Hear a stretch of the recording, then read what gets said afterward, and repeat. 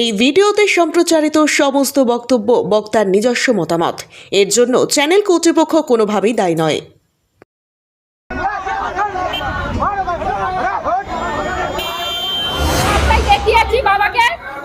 বাবাকে ভর্তি করিয়েছে, ইসিজি করলো, এক্সরে করলো, আমরা দেখেছি।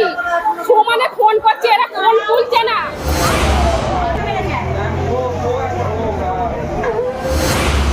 একজন চণ্ডীতলার বাসিন্দা, তার 59 বছর বয়স, বুকে ব্যথা, শ্বাসকষ্ট, জ্বর এই নিয়ে ভর্তি হয়েছিল।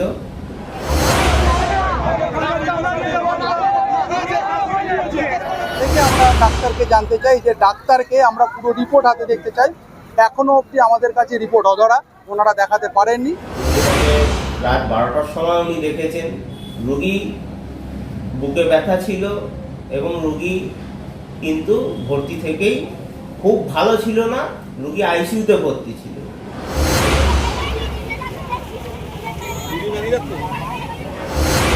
খারাপ হয়ে গেলে, যেটা সত্যি ঘটনা হচ্ছে, ধরুন কাউকে কার্ডিয়াক পাম্প দিচ্ছে, সেই সময় 8 ঘন্টা এদিক ওদিক টাইম হতে পারে। খুব যন্ত্রণা দিয়েছে, তখন ইনজেকশন দিয়েছে, বাবাকে মেরে ফেলেছে এরা। চিকিৎসার গাফিলতিতে মৃত্যু চণ্ডীতলা এক বেসরকারি নার্সিংহোমে। আমি এই মুহূর্তে রয়েছি চণ্ডীতলায় যে বেসরকারি যে নার্সিংহোম, সেই নার্সিংহোমেই আমার পিছনেই সেই রয়েছে এই এলাকারই মানুষ তপন রায়, যার গুডুলে বাড়ি। এবং দেখতে পাচ্ছি গতকাল রাতে উনি জ্বর নিয়ে ভর্তি হন এই বেসরকারি নার্সিংহোমে, এবং আজ সকালে যেটা জানা যায় উনি নাকি হার্ট অ্যাটাকে করে মৃত্যু হয়েছে। আমি ঘটনার বিষয়টা জানবো, এখানকার যে স্থানীয় বাসিন্দারা রয়েছে একটু কথা বলে জানবো। দাদা, কি হয়েছিল? আগামীকাল গতকাল নিজে পায়ে হেঁটে 6টা 10-15 নাগাদ নেসে নার্সিংহোমে ভর্তি হন, এবং পরবর্তী সময় আমাদের ফ্যামিলির লোক জানতে চায় যে পেশেন্টের কি হয়েছে। ওনার হালকা জ্বর, পিঠে ব্যথা নিয়ে ভর্তি হয়েছিলেন, বলে সব রিপোর্ট ঠিক আছে, কোনো অসুবিধা নেই। ঠিক আজকে সকালবেলা যখন সেই পেশেন্টের পার্ট লোক এসে বলে যে কি হয়েছে, আমার পেশেন্টের কি হয়েছে, আমি পেশেন্টকে দেখবো, তখন ওনারা বলে উনি ঘুমোচ্ছেন, ওনার সাথে পরে দেখা করা যাবে। ঠিক তার 10 মিনিট পর ফোন করে বলা হয় উনি এক্সপায়ার করেছেন, উনি মৃত। আমরা যথার্থ 9টা নাগাদ এখান থেকে এসে 9টা থেকে আমরা ডাক্তারকে জানতে চাই যে ডাক্তারকে আমরা পুরো রিপোর্ট হাতে দেখতে চাই। এখনো অবধি আমাদের কাছে রিপোর্ট অধরা, ওনারা দেখাতে পারেননি, এবং তার উপর ওনাদের নার্স এবং ওনাদের স্টাফরা এসে আমাদের উপর চড়াও হয়েছে, আমাদের গায়ে হাত পর্যন্ত ওনারা তুলেছেন। এখন কি চাইছেন? আমরা এখন চাইছি এটাকে ময়নাতদন্তে আমরা নিয়ে যাচ্ছি। পুরো পদক্ষেপ আমরা পুলিশ প্রশাসনের উপর হাতে নিয়ে, সাথে আমরা প্রয়োজন পড়লে মুখ্যমন্ত্রী দরবার পর্যন্ত আমরা যেতে প্রস্তুত। আমরা সুরাহা চাই, আর দ্বিতীয়বার যেন এরকম ঘটনা এখানে না ঘটে। তার জন্য আমরা যা যা করণীয়, যা যা করবার আমরা তাই করব।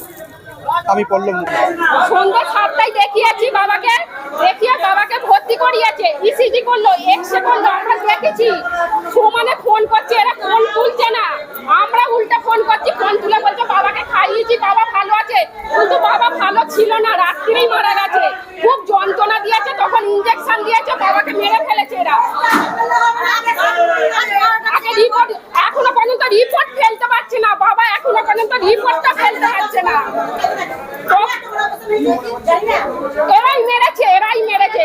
বাবার খুব গা হাতে যন্ত্রণা আর জ্বর হয়েছিল, গা হাতে যন্ত্রণা জ্বর হয়েছিল। এবার যন্ত্রণার চোটে মনে হয় ইনজেকশন দিয়েছে, ওই ইনজেকশনে বাবা হার্ট ফেল করেছে। আমার বাবার নাম তপন রায়, আমার বাড়ি কুটুম, হ্যাঁ 59। তপন রায়, আমার নাম ঝুমঝুম রায়, বাড়ি গুটুল 55। এই তো বাড়ি 55 তলায়। কেন তোরা ফোন করলে আমরা আসতে পারতুম না? পারবি না, তোরা বলতে পারতিস, তাহলে তোরা মেরে ফেললি কেন? এখানে যে কোনো মৃত্যুই দুঃখজনক, কোনো কেউ মারা গেলে আমরা সবসময় দুঃখ প্রকাশ করি, এবং যিনি মারা গেছেন তো কিছু জিনিস জেনে রাখা উচিত। সেটা হচ্ছে যে রোগীটি ভর্তি হয়েছিল একজন চণ্ডীতলার বাসিন্দা, তার 59 বছর বয়স, বুকে ব্যথা, শ্বাসকষ্ট, জ্বর এই নিয়ে ভর্তি হয়েছিল। সেটা যা সময় দেখা যাচ্ছে তাতে এটা 3 তারিখে সন্ধ্যেবেলা 7টা পরে ভর্তি হয়। তারপরে 2জন সিনিয়র ডাক্তার এখানে আছেন, ডক্টর সলিল নস্কর, ডক্টর হাজরা, দুজনেই ওনাকে দেখেন। ডাক্তার টাইমে অ্যাটেন্ড করে, ডক্টর হাজরা ভর্তি হওয়ার সময় দেখেছিলেন, তারপরে ইন্ডোরেতে ডক্টর সলিল নস্কর দেখেছেন, রুগীটাকে রাত 12টার সময় উনি দেখেছেন।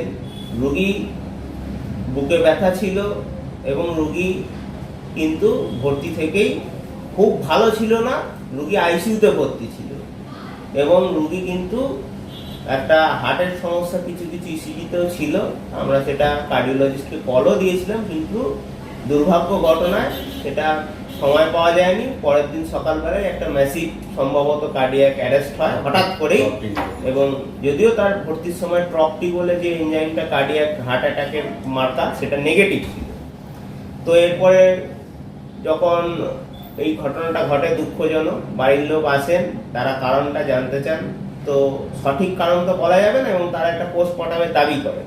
তো আমরাও হাসপাতালের তরফ থেকে সেই দাবি মেনে নিই এবং সঙ্গে সঙ্গে বডিকে আমরা পোস্টমর্টমের ইনকোয়েস্ট করে পাঠিয়ে দিই থানাতে। থানা থেকে সেটা পরে ইনকোয়েস্টটা ফরওয়ার্ড হয় আমাদের শ্রীরামপুরে, ওখানে ওনার পোস্টমর্টম সম্পন্ন হয় কারণটা জানার জন্য, যে কী কারণে রুগীটা মারা গেল এটাও আমাদের কাছে অস্পষ্ট। তো এবং মানবিকতার খাতিরে আমরা কিন্তু তার থেকে এই যে সারা রাত ভর্তি ছিলেন, যা যা ট্রিটমেন্ট পেয়েছে এর কোনো বিলও আমরা লেভি করিনি, সেটাও অবধি আমরা কিন্তু তাদের পাশে আছি এবং তার জন্য আমরা এই যে তাদের বিয়োগ ঘটেছে, যে কোনো মৃত্যুই দুঃখজনক, সেটা আমরা মেনে নিচ্ছি। কিন্তু কিছু প্রশ্ন এখানে থেকে যায় আমাদের তরফ থেকে।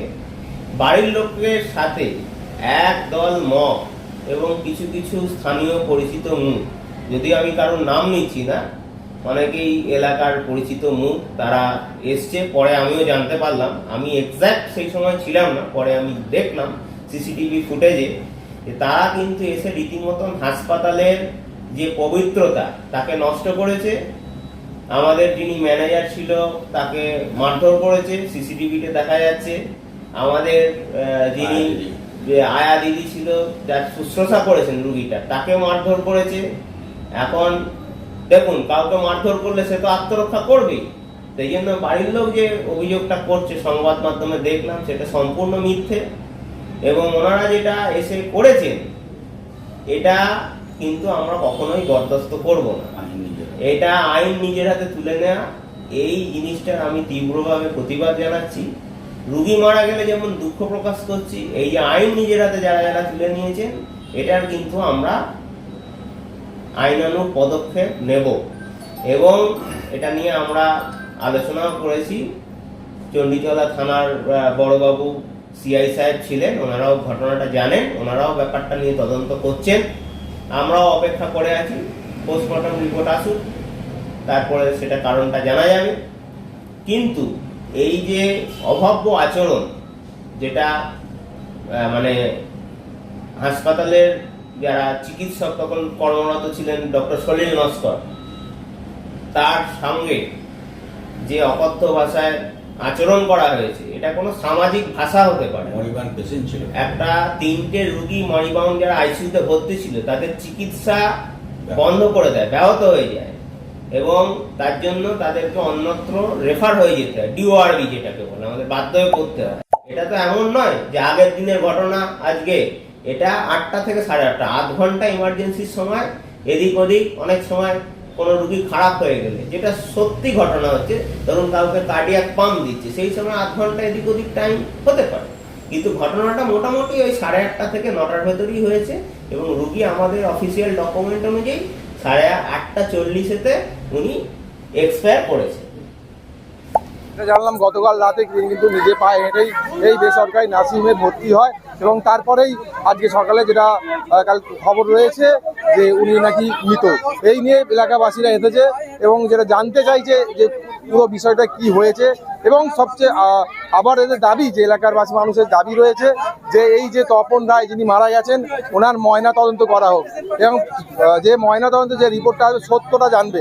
আর ঠিক আমার পিছনে সেই অ্যাম্বুলেন্স দাঁড়িয়ে রয়েছে, ইতিমধ্যে চণ্ডীতলা প্রশাসন রয়েছে এবং এই পেশেন্টকে ময়নাতদন্তের জন্য নিয়ে যাওয়া হচ্ছে। এ বিষয়ে আপনারা কি বলবেন অবশ্যই কমেন্ট করবেন কমেন্ট বক্সে। এই ধরনের খবর পেতে নজর রাখবেন ডিএনএন বাংলায়। ডিএনএন বাংলা, সবার মনে সবার ফোনে।